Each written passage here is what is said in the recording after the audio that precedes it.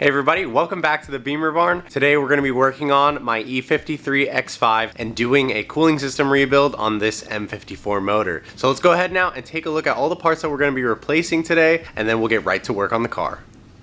So in front of me we have everything that we're going to be replacing today, and this isn't a full cooling system overhaul, so I'm not replacing every single coolant pipe and hose. But since I have a leaking radiator, I really wanted to service that, as well as this plastic frame for it, which is, I'm sure, worn down as well. And then we're going to be servicing the immediate hoses and the water pump thermostat combo, which is so important on the M54 because you do not want that aluminum block motor to ever get close to overheating. We also have the main drive belt, which is going to be powering the water pump, so we're going to be removing that and might as well replace it with a new one. And I'll go ahead and put part numbers to all these things down below in case you guys are going to be servicing your X5 along with me. So we have the coolant hoses and also the thermostat, which is going to go into the hose up here. It commonly leaks, actually. I think mine might be, but we're going to be replacing all of these. The frame here that goes onto the radiator, that's going to be different whether you have an automatic or manual car. And of course, my X5 is a manual transmission, but otherwise, I think that just about covers everything that we're going to be installing. And now what we need to do is pop the hood and start working to remove the radiator, and then we'll get to servicing the cooling pump and thermostat.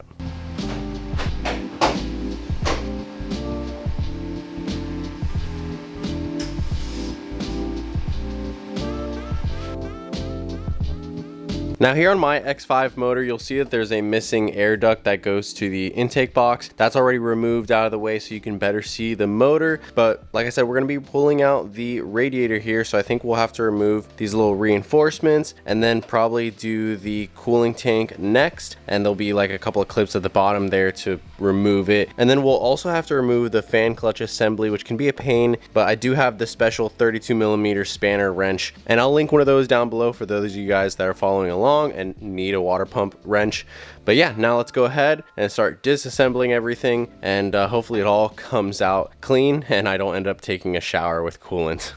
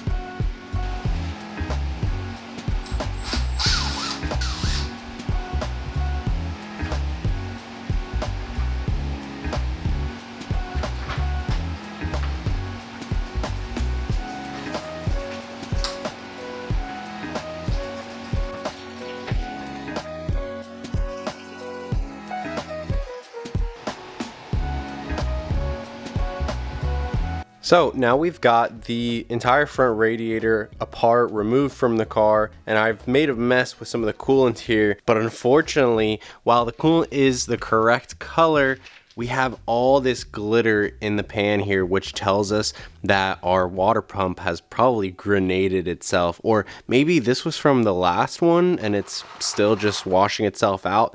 But look at it, it's really saturated with that glitter, which are the metal shavings from usually like the water pump bearing, which can fail. So we're gonna have to inspect that in a minute, but we do have the radiator out right here, and like I said, we're gonna be replacing this bracket for the expansion tank because the old one, it's already starting to brown a little bit. And so since we have this thing out, might as well service it and make sure that it doesn't fail in the future. And so the only thing left for us to do is start to loosen the 4 bolts for the water pump pulley right here. Then we can remove the main drive belt, remove the water pump pulley, and then we'll go ahead and remove the thermostat and water pump. And that way we can service all these items. We have the new parts on the bench here. We'll start reassembling those in a minute, and then we'll have finished our complete cooling system overhaul.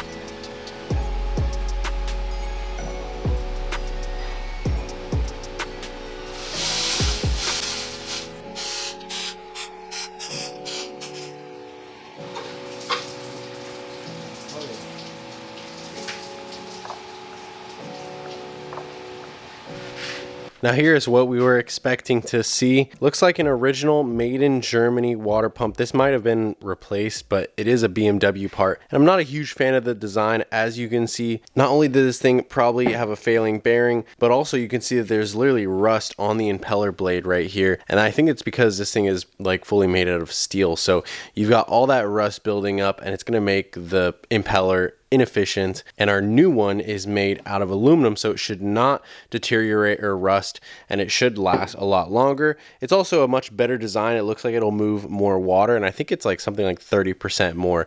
This is the Hepu water pump. It comes factory, I think, in Volvos and stuff. So that's going to be a great upgrade. And then the thermostat here, not very bad condition at all, but we're going to be replacing it with the new one, and we're not going to be using any of the RTV that, you know, a lot of people tend to coat on these things. We're just going to go ahead and clean up the surface of the engine before we install everything, and then hopefully we won't have any leaks in the future.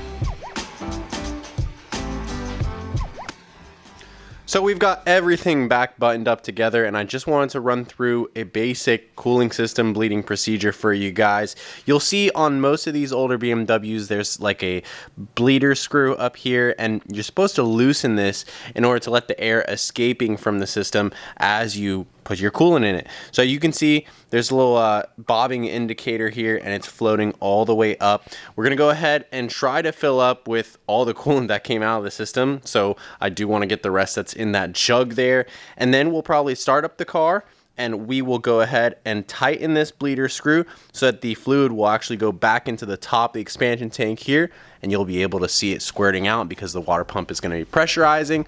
And once it's squirting out a constant stream, you can safely cap this expansion tank and you should have no more air bubbles in your system. So that's just a little tip there to help you with installing the coolant.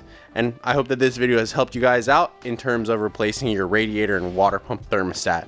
So that's going to conclude our video for today, and I hope that you guys enjoyed watching. If you did, be sure to leave a like or a comment down below and subscribe to the channel if you're new and you haven't yet. As always, I hope everyone has an amazing day, and we will see you next time.